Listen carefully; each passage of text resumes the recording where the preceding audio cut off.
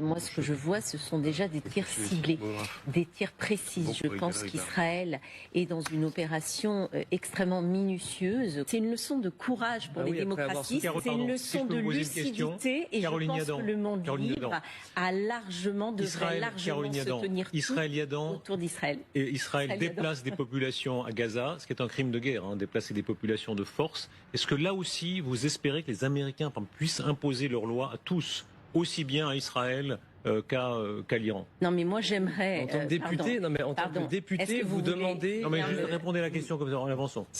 Très bien. Moi, je voudrais juste par rapport à Gaza qu'on vienne nous rappeler que le Hamas refuse de protéger sa population civile dans ses tunnels. Je souhaiterais qu'on rappelle que la libération des otages n'est toujours pas arrivée et que il y a 60 000 morts dans la bande de Gaza tués par Israël. Alors, pardon, mais alors. En tant que député, moi, je suis choqué que vous teniez ces propos-là. Soyez combien de terroristes aujourd'hui? Vous prenez les chiffres du Hamas. Je travaille en collaboration avec un journaliste sur place et qui est loin d'être un pro-régime puisque lui-même est un opposant du régime.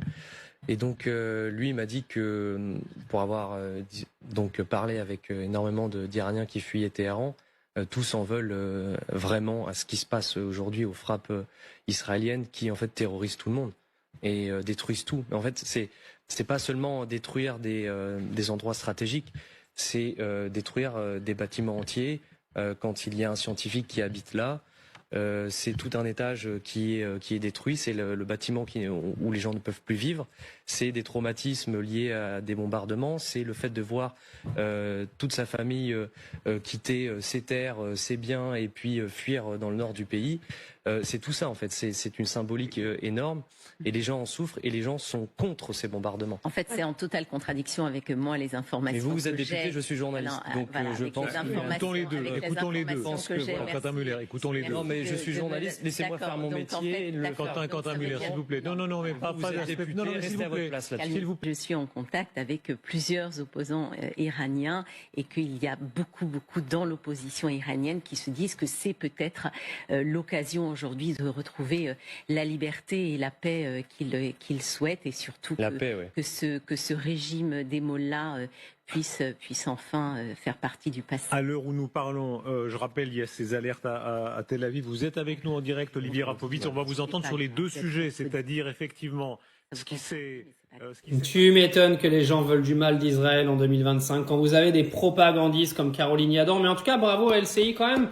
Ils ont ramené un journaliste, qui est très bon au passage, et qui a éteint l'autre cruche là, qui ressemble à rien et qui rigole comme une Golemont alors qu'elle réfléchit même pas à ce qu'elle raconte. Mais vous pouvez m'expliquer pourquoi vous passez votre temps à inviter que des Israéliens sur vos plateaux? Parce que là, vous invitez Caroline Yadan, et puis là, je viens de voir qu'il y avait Rafovitz derrière. C'est-à-dire qu'en fait, on donne la parole qu'à des propagandistes israéliens en permanence sur nos chaînes télé. Pourquoi les interviewer? On sait très bien qu'ils vont venir raconter de la merde pour justifier ce qu'ils sont en train de faire. Donc pourquoi les inviter sur nos plateaux de télévision? Pourquoi? Parce que c'est que ça, en fait. L'autre trou de balle de Rafovitz, il est invité partout. La Caroline Yadan, elle a même été invitée jusqu'à sur l'after-foot. Vous imaginez? C'est-à-dire qu'on a nos médias qui invitent des pro-Israël et des pro-génocide partout sur les plateaux télé. Pour, en fait, monter le cerveau à tous ceux qui vont regarder les chaînes. C'est hallucinant. Moi, ça me sidère.